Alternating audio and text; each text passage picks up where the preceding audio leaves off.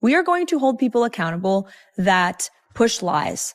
And the president believes deeply that American news outlets should be reporting the truth. Mm-hmm. Women were not invited to many tables in this nation. The reason we fought and busted our behinds to make sure that you didn't have to worry about this. They're disgusting. She's Anna Navarro. In your wildest imagination, you could never solo host a show. You will only ever make it as part of an ensemble, and you could never hope to achieve the success. So you can sit in your little cheap seats all day long and enjoy your little negative henpecking, but your careers are going nowhere. How ironic that Whoopi Goldberg and Joy Behar and the rest of the ladies on The View spend their time calling Republicans the conspiracy theorists. But they have been wrong about everything they have said over the last couple of years. Nobody predicted this.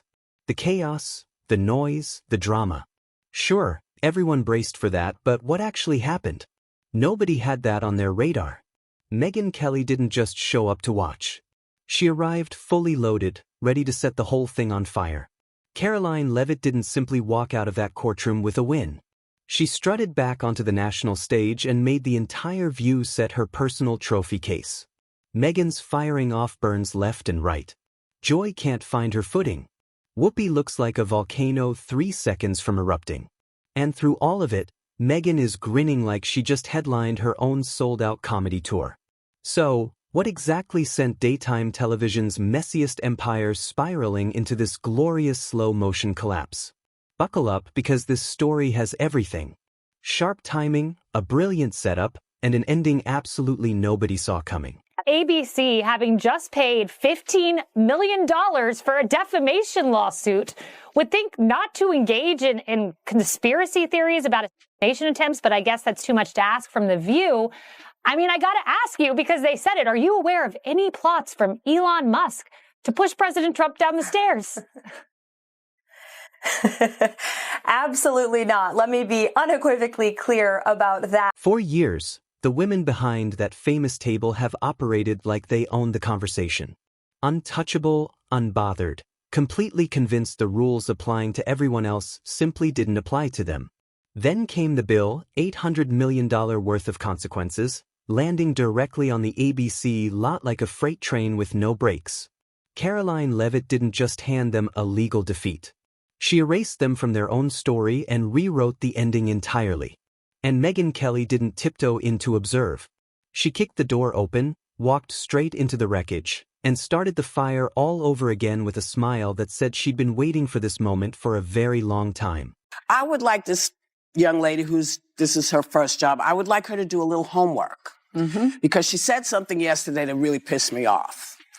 And that was, she said, there will be no wokeness here. Oh, yeah. Let me explain something to you. Because without that wokeness, you might not have that job. Yeah. Because women were not invited to that table. Women were not invited to many tables in this nation. The reason we fought and busted our behinds to make sure that you didn't have to worry about this. And now to hear you talk about it and to hear anybody talk about the wokeness was put in place for a reason. Before we go any further, hit that like button and subscribe right now, because this one is too good to miss. Picture it. One morning, you're sitting pretty behind a famous table. Untouchable opinions flowing freely. Millions of viewers hanging on your every word. The next morning, the network's finance department is having a full breakdown, and your name is attached to a lawsuit that would make even the boldest executive go pale. The View built its entire brand on unfiltered commentary. Sharp but fearless, and aimed at whoever crossed their path that week. What nobody apparently told them is that unfiltered has a legal definition too. And when your sharpest one-liners haven't been anywhere near a legal team, those punchlines can come back carrying a price tag tall enough to block out the sun. Melania Trump came out and said she's about as pro-choice as they come. And here was the reaction on The View. I think she hates him. Yeah, well, yeah. Okay, so we can all That's agree a on that. That's a given. I also think that she wants to take him out. She does not want to be the first lady anymore. Would you look? This is a network that still runs out fact checks to these women, like it's concerned about them staying factual. Let's be absolutely clear about the scale of this because slap on the wrist doesn't even begin to cover it. This wasn't a warning. This wasn't a fine you bury in the quarterly budget and quietly move on from $800 million. The kind of number that clears out entire boardrooms. The kind of financial gut punch that has network executives staring at the ceiling at 3 a.m. wondering if a total rebrand might somehow save what's left of the furniture. She promotes Joe Biden and Kamala Harris every day on that show. Trump wasn't supportive enough of the cops who were, yes, in danger on J 6th. How does that explain their behavior on a daily basis toward Harris, toward Biden, toward AOC, toward all of the left, including their own show, Sunny Hostin? The hypocrisy is rank. We did not have is white women who voted about 52%, right, for Donald Trump. Uneducated white women, is my understanding. You have Latino men actually voting more for him. And you have, and black men was not the story. We're not the story here because they voted almost 80% for the vice president. What played out in that courtroom wasn't a simple legal dispute. It was a reckoning, the kind that reshapes entire industries. Karoline didn't show up to participate.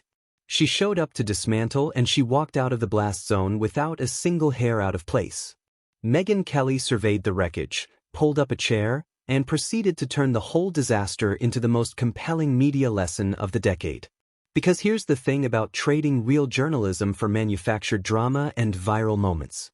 That debt collects interest and eventually the invoice arrives.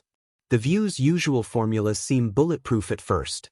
Fire off the hot take, stir the outrage, let the ratings roll in, repeat. But somewhere between the rehearsed indignation and the selective storytelling, they crossed a very specific legal line. Karoline didn't fire back impulsively. She didn't vent on social media. She assembled a legal operation built for one purpose. Total methodical documented destruction. Every claim verified. Every piece of evidence cataloged. Every violation of defamation law highlighted, packaged, and delivered straight into a courtroom. This wasn't revenge. It was architecture. Everyone's happy about it, and many people would like us to be more focused on the insurrection that he personally unleashed, if you ask them. As we discussed earlier, they think it's as bad as like the Holocaust, and you don't have to take my word for it. Here is Sunny Hostin of The View. January 6th was an atrocity. It was one of the worst moments in American history. And when you think about the worst moments in American history, like World War II, things that happened, like the Holocaust. When the dust finally settled, $800 million sat on the table as the final answer. That number doesn't just hurt, it restructures. It eliminates entire departments.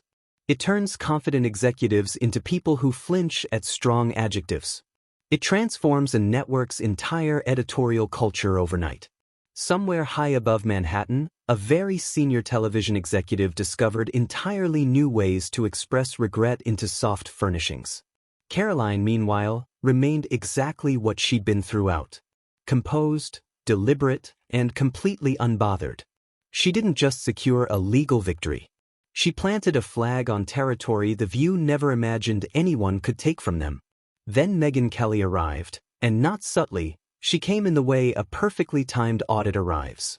Inevitable, thorough, and carrying documentation. Her commentary wasn't emotional.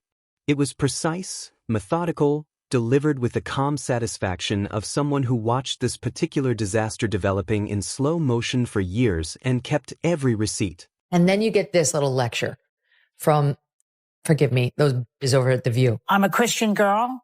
When something like this happens to you, like this assassination attempt, and you say something like God was watching me, that is a very unchristian thing to say because it's very narcissistic. What? Oh, God was watching me and not watching them. There's something very disturbing. I should have pulled the plug on that mic yesterday.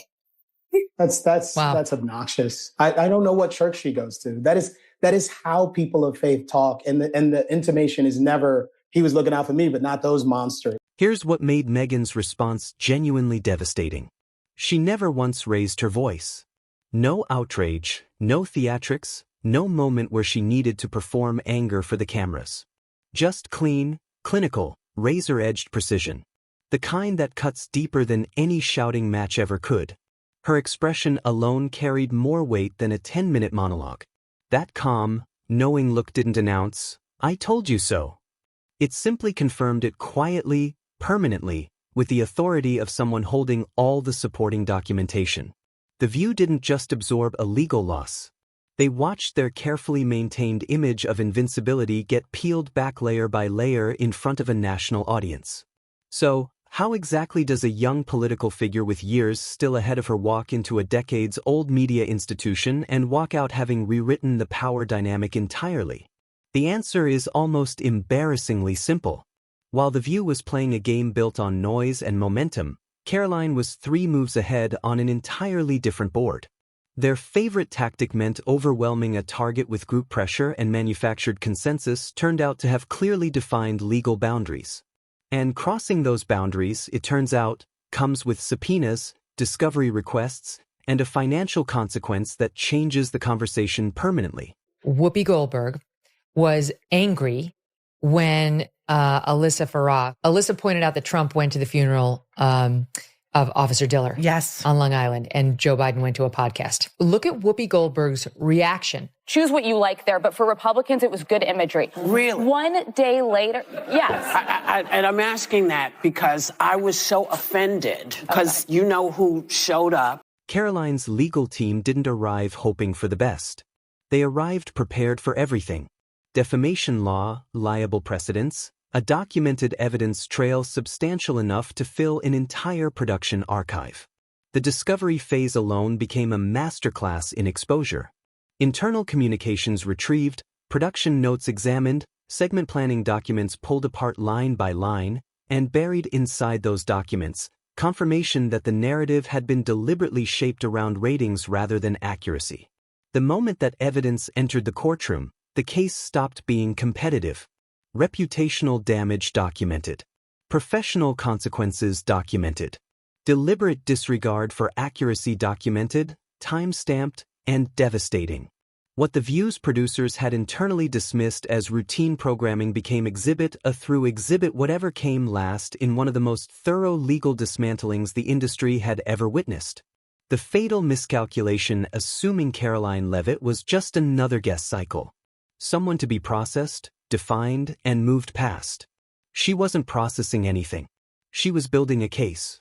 That hot mess that they air in the mornings, called The View, had to issue not 1, not 2, not 3, but 4 corrections, legal corrections. 4 legal notes. We only have 3 of them on camera, but look at this. I have another legal note. Oh, my God. Both Trump and Pam Bondi have denied allegations of a quid pro quo. I have a legal note. Not to mention what they did at that debate, where once again, they tried to fact check only one side, and then when their fact checks got fact checked, they cowered. They cowered in fear. I mean, this is a pattern with that. Decades of cultural dominance had given The View something dangerous. Absolute certainty that they were untouchable. That certainty is exactly what Karoline Leavitt walked straight through. She converted their dismissiveness into documentation, their overconfidence into evidence, and their $800 million mistake into a defining moment for the entire media landscape. Megyn Kelly watched all of it unfold with the composed attention of someone who had always known this day was coming. When the verdict arrived, her response wasn't celebration. It was something sharper. A structured surgical breakdown of every decision that led to this outcome, delivered with the kind of precision that only comes from years of watching the same pattern repeat. She didn't need to editorialize. The facts were already doing the heavy lifting. She simply framed them clearly, methodically, and with a visible satisfaction that required absolutely no explanation. The after effects rippled through the industry instantly. Production meetings got longer.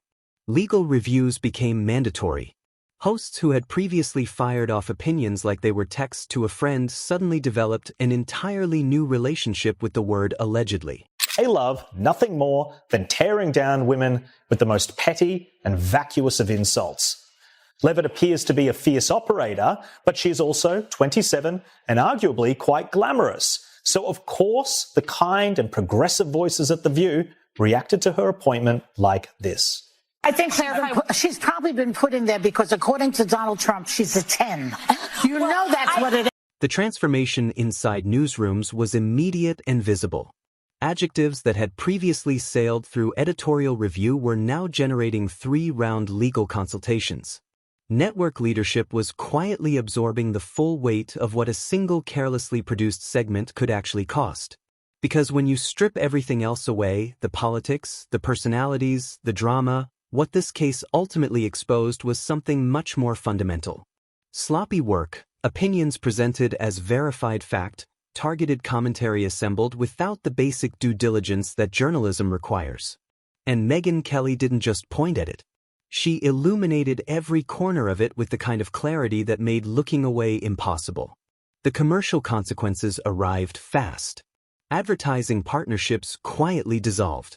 Distribution agreements disappeared from the schedule.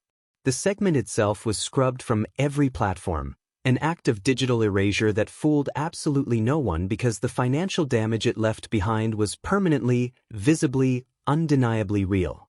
Karoline Leavitt's transformation through this process was remarkable. She entered as someone The View had publicly decided to define.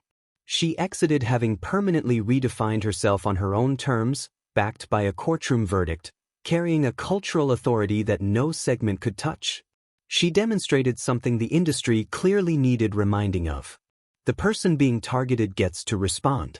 And sometimes that response costs $800 million. Megyn Kelly's role throughout wasn't simply commentary. It was documentation. A running record of what institutional arrogance looks like when it finally meets its match. She made one truth impossible to ignore. A microphone is not armor. A studio is not a courtroom. And confidence without accuracy is just liability waiting to be filed. The culture inside television changed in ways that will outlast the headlines. Legal teams expanded. Editorial standards tightened. The casual weaponized confidence that had defined a certain style of daytime programming quietly but permanently left the building. And all of it traces back to one verdict, one number, one woman who refused to be defined by people who never bothered to verify their facts. Karoline Leavitt didn't escalate. She didn't perform. She documented, filed, and won. And somewhere in the aftermath, across every talk show set, still processing what just happened. The most expensive lesson in daytime television history is being learned one carefully worded sentence at a time. Megyn Kelly made sure of it. Not by screaming, not by performing outrage, but by being the calmest, sharpest, most prepared person in the room. Which, as it turns out, is exactly how the most lasting damage gets done.